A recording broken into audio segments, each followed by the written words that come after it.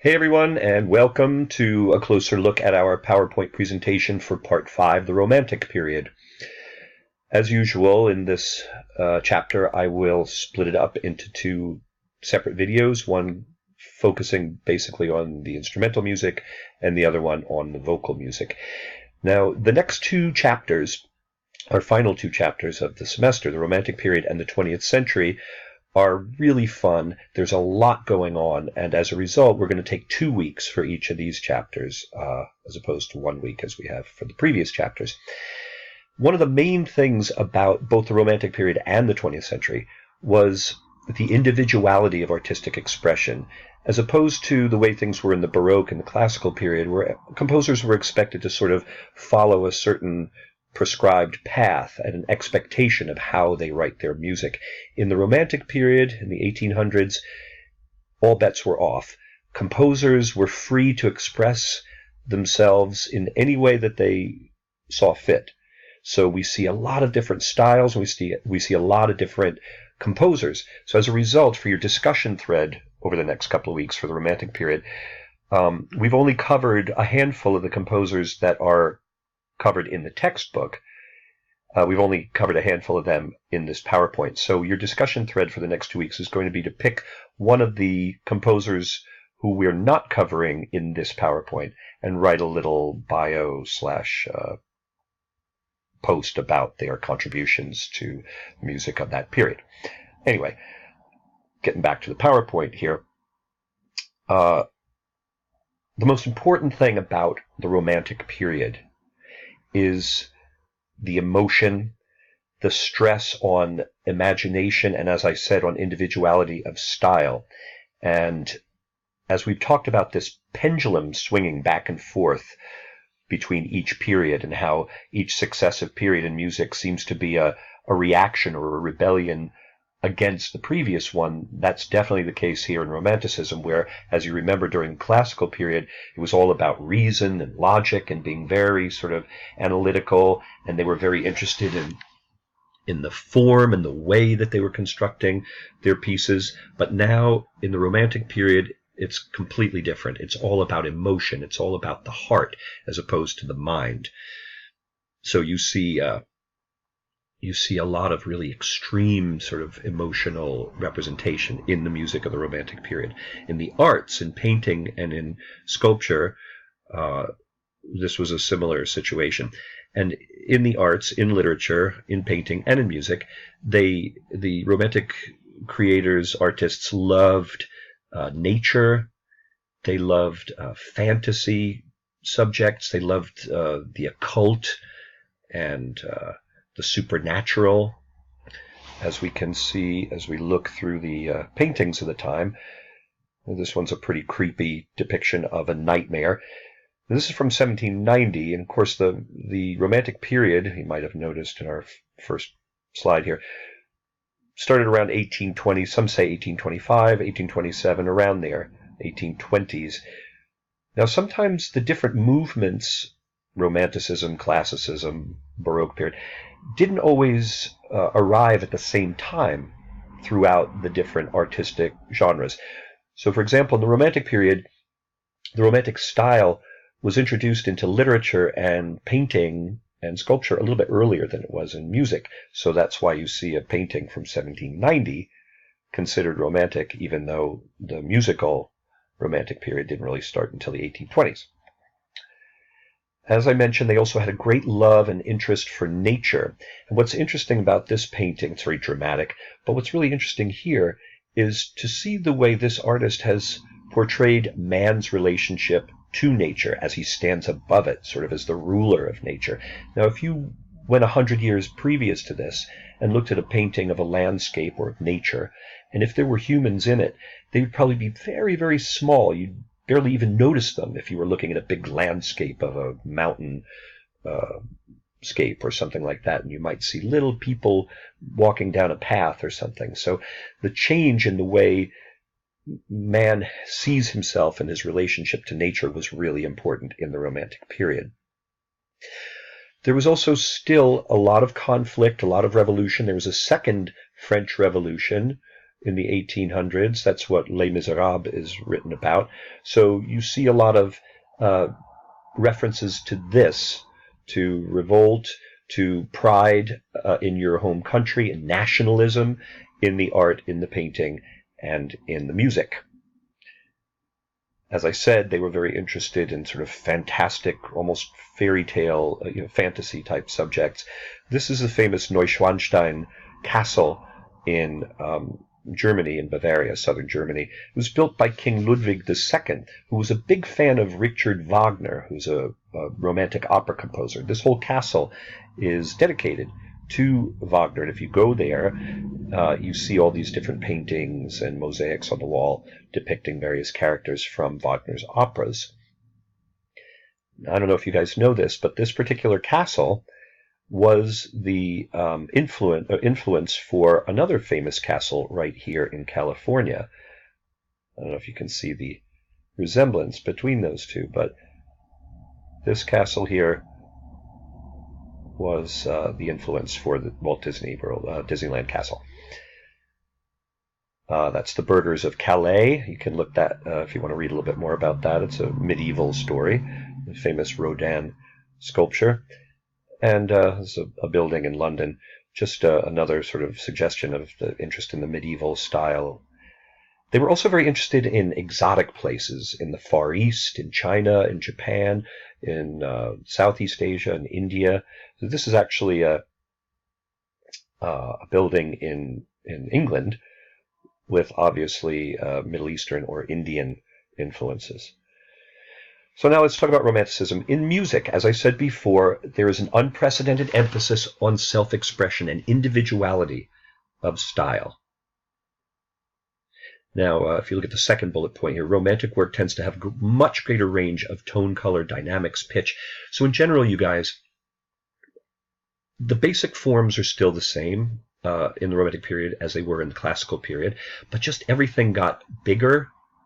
The bigs got bigger, but the smalls got smaller. The louds got louder, and the softs got softer. So where the typical symphony orchestra was up to 60 players in the Classical period, they might be up to 100 players in the Romantic period. So opera got bigger, longer. Instruments became stronger now that we have the Industrial Revolution, where factories and mass production is becoming more prevalent throughout Europe. So we have instruments being made out of stronger materials, so they're able to do more things. They're able to play higher, lower pitches, louder, softer. So the palette, the colors that a composer can use in his or her compositions is much wider now than it was in the Classical period. So remember that idea that the bigs get bigger and the smalls get smaller. So as I said, the bigger compositions got bigger, symphonies got longer with more players. But there were also newer types of compositions that were smaller and shorter in length, sort of like when an artist paints a miniature painting, just a little painting. And also this last little spot here, bullet point, virtuosic playing. A virtuoso is an incredibly talented, technically skilled player on their instrument. And virtuosi, plural for virtuoso, these type of exceptionally talented musicians became very, very popular. They were sort of the new rock stars in the Romantic period, and we'll talk about a couple of them later on. Music and society, as you remember, in the Classical period, we saw sort of the journey, the change of the composer's role in the society, starting with Haydn as a servant, the way composers always were throughout the history of music, basically just served as servants in various courts or to the church. And then it slowly started to change with Mozart when he moved to Vienna to try to be a freelance composer. And then we see the end of the Classical period with Beethoven, who had no financial obligation to anyone. He just was, people were throwing money at him because he was so popular and so amazing. So Beethoven really inspired the approach of the Romantic composers, who wrote to fulfill an inner need as opposed to making money. Of course, many Romantic composers also became free artists, not by choice, but because they had to. Napoleon and his wars, there was a lot of change in the political landscape in the Germanic countries too. So there weren't as many smaller courts and that could afford to pay for their own opera house, their own symphony, their own musicians. So things became a little bit more difficult for musicians and composers in the Romantic period. Now here's the first really important thing I want to cover, something new for the Romantic period, program music. So you remember when we talked about word painting and the idea of trying to represent something specific using musical terms, right? So when the melody goes up, when you're singing about the stars, or you're singing about heaven, or the melody goes down when you're singing about hell, that sort of idea of the music being a little bit more literal and specific about what it's talking about. So if you think about a Mozart symphony number 40 in D minor, okay, it's not telling a story, it's just music. It's just music for music's sake, and whatever response the listener has to that music, they have. But there's no expected story there that the composer is laying out. But that changed in the Romantic period with the advent of this, program music. As you see, it's instrumental music associated with a very specific story or poem or idea, where the music is representing emotions, characters, events, or the sounds and motions of nature. And these non-musical ideas are usually specified by the title of the piece or within the composer's explanatory comments in the program. When you go to a concert or you go to a show, an opera or a Broadway show, you get a program. And that's where program music comes from, the term program music comes from, that the composer would actually describe the exact story that they are writing music about. Now, the opposite of program music, what I was speaking about earlier, like in Mozart's music or any other composer pretty much before the Romantic period, they were just writing music for music's sake, not trying to tell a specific story, unless it was an opera or something like that, but a symphony, instrumental music now we're talking about. That opposite of program music is called, as you see here, absolute music. This is music that is not telling a specific story. It's just music. So it's sort of like the difference between a very realistic painting and an abstract painting that isn't trying to represent anything specific. Okay, so definitely know those two things. There are three different kinds of composition that use program music technique or programmatic technique. The program symphony, the concert overture, and the symphonic poem. So the first thing we're going to look at here is a program symphony, and the one we're going to look at is called Symphonie Fantastique by this composer, Hector Berlioz. He was a fascinating, kind of crazy Frenchman who fell in love with an actress, an English Shakespearean actress named Harriet Smithson. And she rejected him, even though he kept trying to get with her. They did ultimately get married. That's a whole other story. So read through this here. But his Symphonie Fantastique is basically a 5-movement symphony that's telling the story about this rejected lover. It's really him. It's an autobiographical story that's depicted in this symphony. So as I said, it's in 5 different sections. Now, if you look up here, this is actually Berlioz's program notes from the original presentation of the symphony in Paris. So read through these. It gives you an idea of the specificity with which the composer is dealing with this material.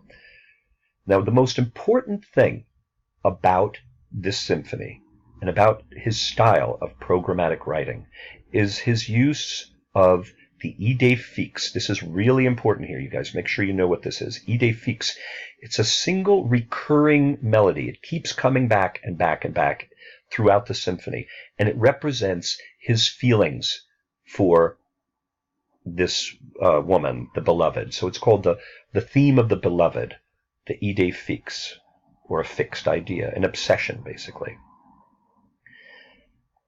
Now, please watch these 3 quick videos. This is Leonard Bernstein, who's an incredible lecturer, teacher, and composer and conductor, and he'll talk a little bit more about Berlioz's use of the idée fixe. And then there's 2 examples here in the first movement and the 5th movement of the use of the idée fixe, so you can kind of hear it in action. Just read through this and listen to the link. same for this. It's just other examples of the use of the idée fixe in the piece. Okay? So the Symphonie Fantastique is considered a programmed symphony. It's a full symphony. We know all about symphonies. We learned all about them in the classical period. So the programmed symphony is simply a symphony, typical symphony, but it's using programmatic techniques. It's using this idée fixe. It's using these specific, the specific technique to represent, the specific elements of the story. Now, another type of programmatic composition, instrumental composition, is called a concert overture. The concert overture is also written in programmatic style with recurring themes and trying to depict a specific story. The only difference between a concert overture and a programmed symphony is that it's just one movement. And the concert overture is written typically in sonata allegro form. So the other programmatic instrumental type of composition that we're going to talk about is the tone poem or symphonic poem. It's just like a concert overture, one movement, programmatic in style. The only difference between the tone poem and the concert overture is that the tone poem can be written, as you see here, in any form, rondo, theme, and variations, all those other forms that we talked about in the classical period, as opposed to the concert overture, which can only be written in sonata allegro form.